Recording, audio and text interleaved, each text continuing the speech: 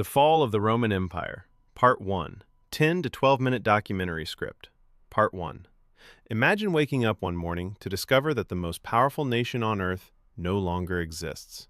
Its cities are burning, its armies are retreating, its emperor has vanished into history. For centuries, Rome ruled nearly the entire known world. Its roads stretched thousands of miles, its soldiers were feared across 3 continents, and its wealth seemed endless. So how could an empire this powerful simply collapse? Was it betrayed from within, destroyed by barbarian invasions? Or did the seeds of its destruction exist from the very beginning? Because by the end of this story, you'll realize something unsettling. The Roman Empire didn't die in a single battle. It slowly destroyed itself, and the warning signs are still relevant today.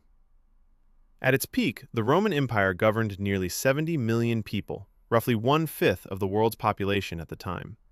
Its territory stretched from the misty hills of Britain to the scorching deserts of Egypt.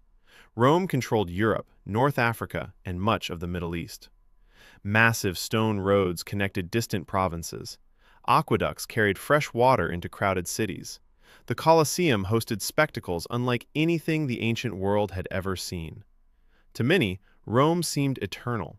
In fact, Romans often referred to their empire as the Eternal City. But history has a cruel habit of humbling even the greatest civilizations, and Rome was no exception.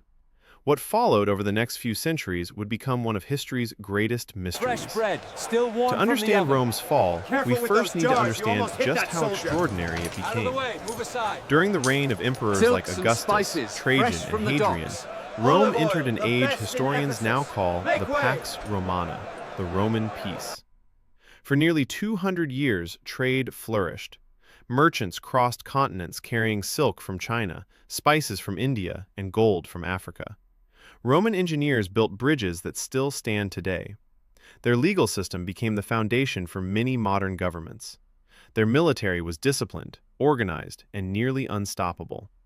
Every conquered land brought more wealth, more taxes, more slaves, and more power. To the outside world, Rome looked invincible, but beneath its polished marble temples, tiny cracks were already beginning to appear. Most people believe Rome was destroyed by invading barbarians, but that's only part of the story. The truth is far more shocking. Because long before the invaders arrived, Rome had already begun fighting an enemy it could never conquer: itself. Success became Rome's greatest weakness. Its economy depended heavily on conquest. Every victory brought treasure. Every war delivered thousands of enslaved workers. But eventually, there were fewer lands left to conquer. Expansion slowed. The flow of wealth began drying up. Meanwhile, maintaining such a vast empire became incredibly expensive. Thousands of miles of roads had to be repaired. Border forts required constant supplies. Hundreds of thousands of soldiers needed salaries. Taxes increased. Farmers struggled. Small landowners lost everything. The rich became richer. The poor became desperate.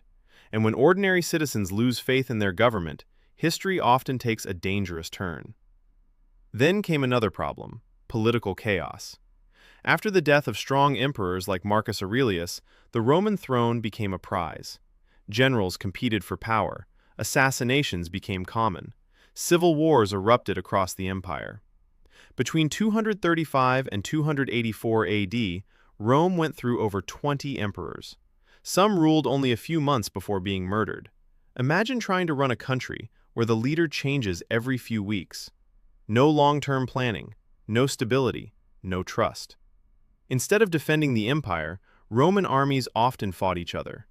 Every civil war weakened Rome just a little more, and its enemies were watching, waiting, preparing.